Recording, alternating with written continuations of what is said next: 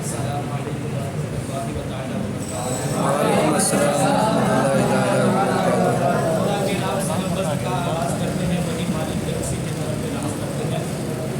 نحمدہ ونستعینہ ونستغفرہ ونؤمن بہ ونتوکل علیہ ونعوذ باللہ من شرور انفسنا ومن سیئات اعمالنا، من یهده اللہ فلا مضل له ومن یضلل فلا هادی له، ونشهد ان لا اله الا اللہ ونشهد ان محمدا عبده ورسوله، اما بعد فاعوذ باللہ من الشیطان الرجیم، بسم اللہ الرحمن الرحیم، ولا تقولوا لمن يقتل في سبيل الله اموات بل احياء ولكن لا تشعرون، صدق الله العظيم وصدق رسوله النبي الامين المتين المبين الكريم، ونحن على ذلك لمن الشاهدين والشاكرين والحمد لله رب العالمين۔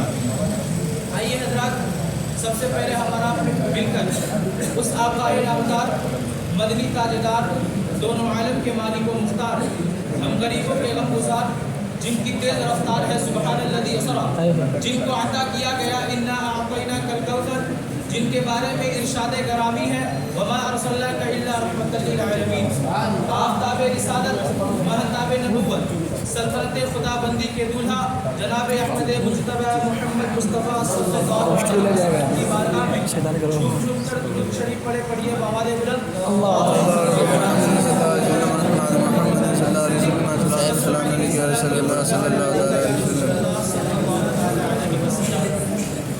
نہ طاعت پر نہ تقویٰ پر نہ زہد و اتقا پر ہے، نہ طاعت پر نہ تقویٰ پر نہ زہد و اتقا پر ہے، ہمارا ناز جو کچھ ہے محمد مصطفیٰ پر ہے، بے شک سبحان ہمارا ناز جو کچھ ہے محمد مصطفیٰ پر ہے۔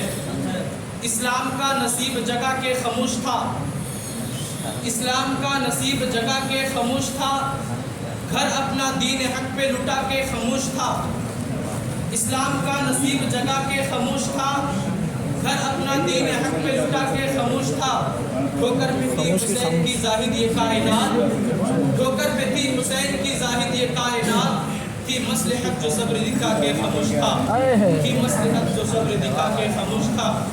مانگو دعا حسین سے کھالی نہ جائے گی، بے شک مانگو دعا حسین سے کھالی نہ جائے گی، ان کی تو بات خدا سے بھی ٹالی نہ جائے گی، اور تو بھی غم حسین میں آنسو بہا کے دیکھ، تو بھی غم حسین میں آنسو بہا کے دیکھ، اتنی خوشی ملے گی سنبھالی نہ جائے گی، اتنی خوشی ملے گی سنبھالی نہ جائے گی۔ حضرات گرامی، سید الشہداء حضرت امام حسین رضی اللہ تعالی عنہ 5 شعبان المعظم 4 ہجری مدینہ شریف میں پیدا ہوئے۔ آپ کے والد محترم مولائے کائنات حضرت علی رضی اللہ تعالی عنہ اور آپ کی امی جان خاتون جنت حضرت فاطمہ الزہرا رضی اللہ تعالی عنہ، آپ کے نانا جان سردار دو جہاں جناب احمد مجتبی محمد مصطفیٰ صلی اللہ علیہ وسلم، اور آپ کی نانی جان ام المؤمنین حضرت خدیجہ کبریٰ رضی اللہ تعالی عنہ۔ حضرات، جن کی نسبت اتنی بلند ہے، ان کی شان و رفعت کا بھلا کیا کہنا۔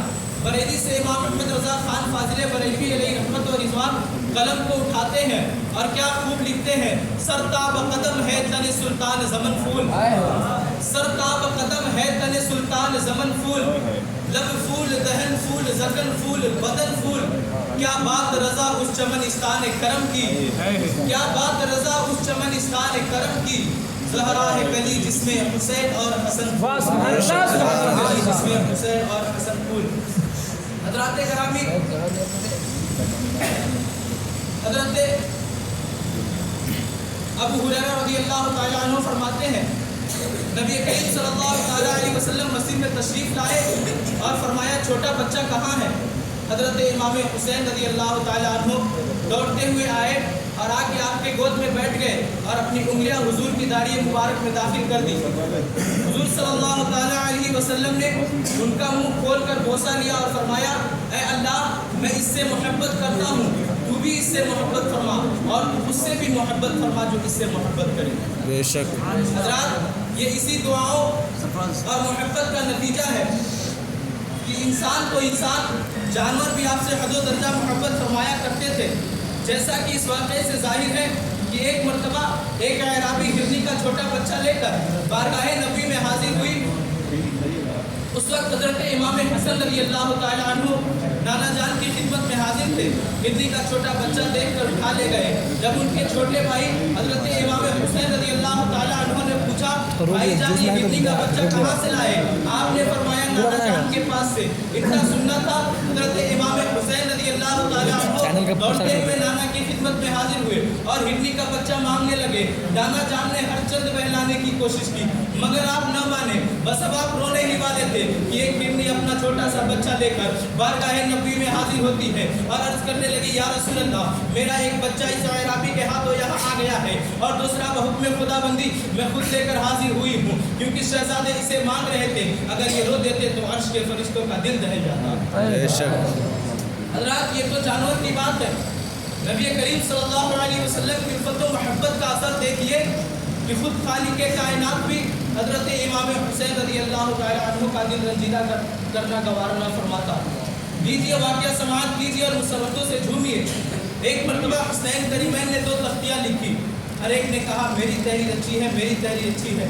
جب بات آپس میں نہ بنی تو اس کا فیصلہ کرانے کے لیے اپنے والد محترم مولائے کائنات کی بارگاہ میں حاضر ہوئے. وہ علی جو چٹکی بجاتے ہی پیچیدہ سے پیچیدہ مسائل کو حل فرما دیتے مگر اپنے شہزادے کو فیصلے کو نہ کر سکے کیونکہ آپ کو بھی دونوں شہزادوں میں سے کسی کا دل سیکھنی گوارا نہ تھا. اس لیے آپ فرماتے ہیں اس کا فیصلہ تمہاری امی جان کریں گی. دونوں شہزادے اپنی ماں کی بارگاہ میں حاضر ہوتے ہیں. حضرت فاطمہ الزہرا رضی اللہ تعالیٰ عنہا نے پورا واقعہ سنا. آپ نے بھی فرمایا اس کا فیصلہ میں نہیں بلکہ تمہارے نانا جان کریں گے. دونوں شہزادے نانا کی بارگاہ میں حاضر ہوتے ہیں.